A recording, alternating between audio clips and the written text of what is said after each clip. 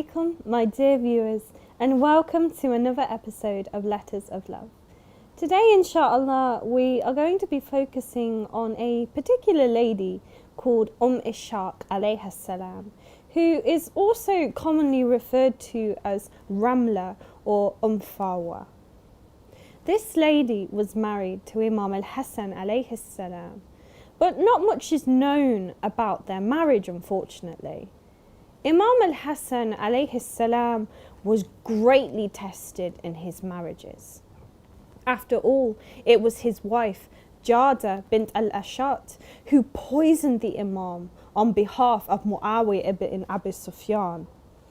But before he died, he entrusted the care of Lady Ishaq alayhi salam and their young son Qasim alayhi salam to Imam al-Hussein alayhi salam.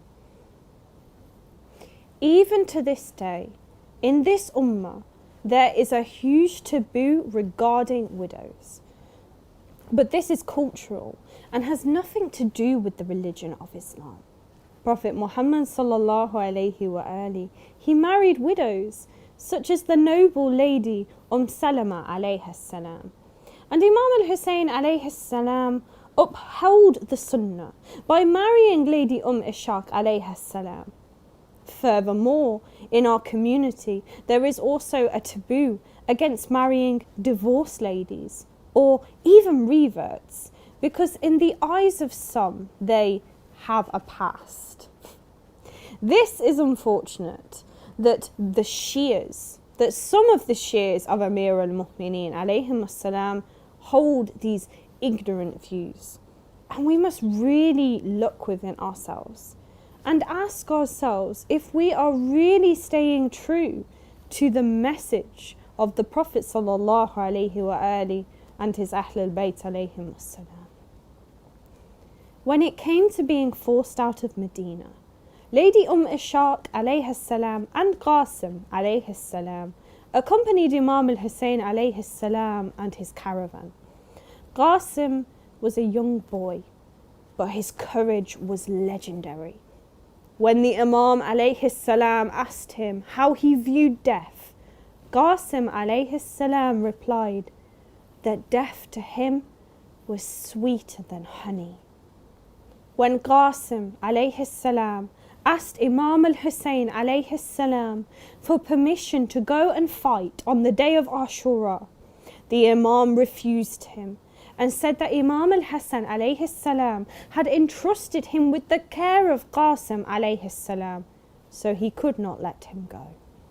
A broken-hearted Qasim went to his mother and wept out of not being able to go and fight. It was at this point that Lady Ishaq alayhi salam gave Qasim a letter written by the hand of his father, Imam al-Hassan alayhi salam. Ishaq alayhi salam instructed her son to give the letter to Imam al-Hussein alayhi salam. And when he read the letter, he cried bitterly. In this letter, Imam al-Hassan alayhi salam said that because he couldn't be there to fight in Karbala, the Imam had sent Qasim to represent him. Allahu Akbar.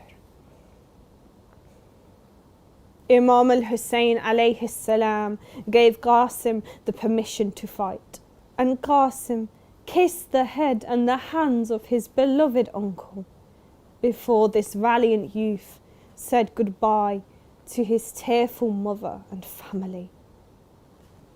The narrations tell us that when he went out to the battlefield, his face shined like a dazzling moon, and he waged fierce combat until he was struck, and he died in the arms of his uncle Hussein alayhi salam.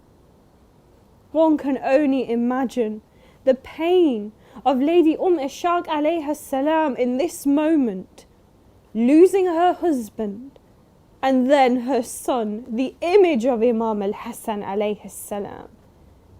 But later that day, she saw the greatest tragedy of all, when Aba Abdullah was slain, and the hooves of the horses of Bani Umayyah sunk deep into his chest. Allahu Akbar.